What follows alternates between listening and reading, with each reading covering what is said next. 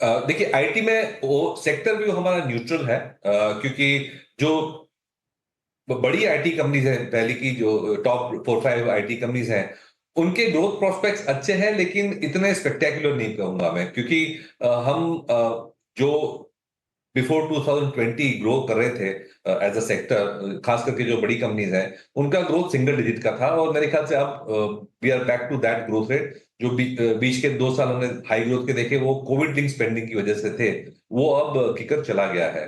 तो जो पहले टॉप जो 4-5 आईटी कंपनीज है, उस पे हमारा व्यू इतना पॉजिटिव नहीं है। It's more like stable growth कहेंगे, और स्टेबल वैल्यूएशन, स्टेबल रिटर्न्स कहेंगे।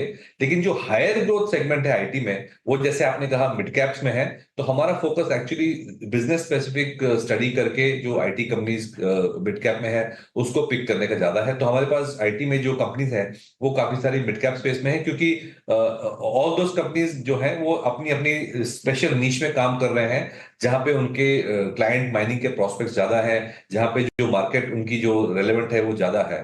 बड़ी कंपनीज में क्या होता है कि they have all the sectors, तो फिर वो एक सेगमेंट पे ज्यादा फोकस नहीं होता, और हाई ग्रोथ सेगमेंट होते हैं लेकिन एज अ प्रोपोर्शन कम होते हैं। सो पिक एंड चूज करके मिड कैप में हमें ज्यादा अपॉर्चुनिटीज दिख रही हैं, जहां पे हम अर्निंग्स ग्रोथ और हाई ग्रोथ में फोकस कर सकें। ओके। अच्छा, दो और स्पेसेस जहां बहुत पैसा बना, एक है डिफेंस और एक है ये ईएमएस स्पेस।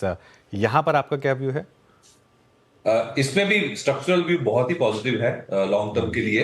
लेकिन हमारे पोर्टफोलियो में हमने पिछले 2 महीने में एक्सपोजर कम किया है ये दोनों सेगमेंट्स में, क्योंकि हमें लगा कि जो वैल्यूएशन थे कुछ ज्यादा बढ़ चुके थे, और हमें दूसरे सेक्टर में, जैसे हमने डिस्कस किया कि जो NBFCs and capital market links